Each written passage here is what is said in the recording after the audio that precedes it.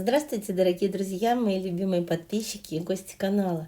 У меня скопилось много обрезков трикотажа самых разных цветов, но кусочки совсем небольшие. И я их решила сделать еще меньше. Режу на маленькие квадратики. На самом деле я что-то много их нарезала, мне столько не понадобилось. Ну, воспользуюсь в другом проекте, в каком-нибудь. Они не все одного и того же размера, они примерно одинаковые, но вы видите, я ничего не отмеряла, когда отрезала. И поэтому они все вот, ну, плюс-минус 4 на 5 сантиметров примерно размер. И дальше я беру флизелин, это клеевая ткань, на которой вот такие вот точечки клея на одной стороне, а на другой стороне нет.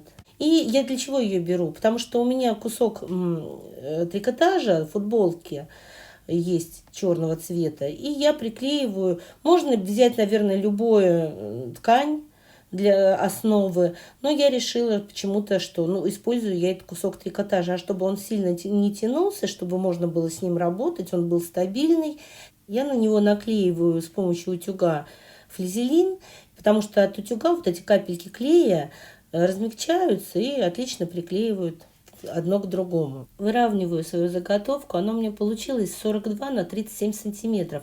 Отступаю, отмечаю по 2,5 сантиметра по краям, по боковым.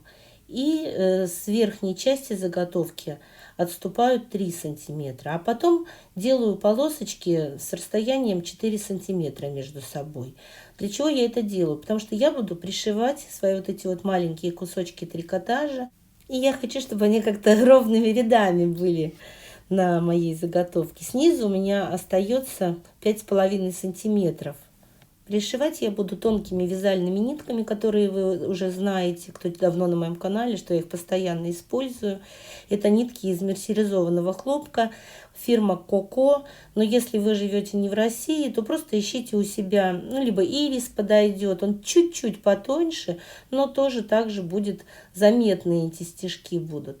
Так как среди моих кусочков трикотажа, которые я пришиваю, много ярких цветов, но нет зеленого, то поэтому я выбрала зеленый цвет. Пришиваю все эти кусочки постепенно, последовательно, один за другим. Сначала с одной стороны, а потом пойду в другую сторону. Девочки, я вот хотела сказать, многие очень стараются прям длинную нитку сделать, чтобы вот как можно меньше в иголку потом вдевать, чтобы вот прям вот не отвлекаться на этот момент. На самом деле длинная нитка, если она очень длинная, то она путается, и с ней только нервотрепка одна. Самая удобная длина нитки при вышивании, стежке, при любом ручном шитье это 50 сантиметров. Я думала, что, может быть, еще вертикальные стежки, строчки проложить, но потом решила не делать этого. Все держится отлично, ничего не растрепывается, не махрится, потому что это трикотаж. Беру такого же размера заготовку, складываю их вместе лицом к лицу. Это будет у меня сумка. Нижняя часть у меня специально оставлена, не пришиты эти кусочки для дна, потому что на дне они не нужны. Пришивать я буду иголкой для трикотажа. И то же самое я использую лапку для трикотажа. Вот что это было. Лапка для трикотажа нам нужна потому, что если обычной лапкой шить, то машинка будет делать пропуски. А даже при том, что у меня укреплено флизелином, я попробовала и так, и с лапкой для трикотажа гораздо удобнее. Видите, вот этот вот иглодержатель, он ее немножечко вот за эту штангочку, я не знаю, как называется, приподнимает, и она так чуть-чуть подпрыгивает. И сама иголка, конечно, она тоже предусмотрена именно для трикотажных волокон в ткани, и очень хорошо все шьет.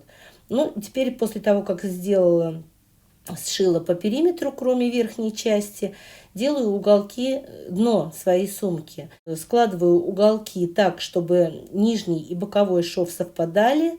Отмечаю все это, скрепляю булавкой, чтобы у меня все это было. Дно у меня будет 7 сантиметров шириной. То же самое сделала с противоположным уголком. Сейчас прострочу по начерченным линиям.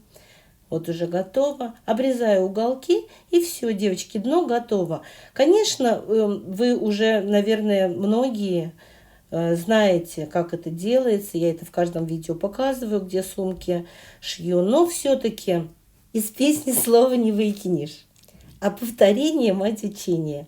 Поэтому все-таки придется вам посмотреть. Тем более, что очень много новичков добавляется на канал, и они все хотят это увидеть, услышать, узнать. Вот. Ручки я вот такие вот разноцветные сюда, из разноцветной стропы.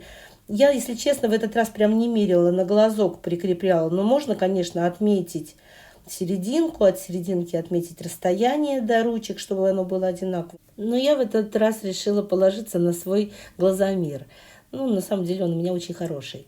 Девочки, я обычно пришиваю вот прямо сразу к заготовке. Сейчас я решила сначала закрепить булавочками и прям сразу все вместе сшить. Но потом вытащила все назад. Сначала опять пришила ручки, а уже потом опять начала уже совмещать боковые швы.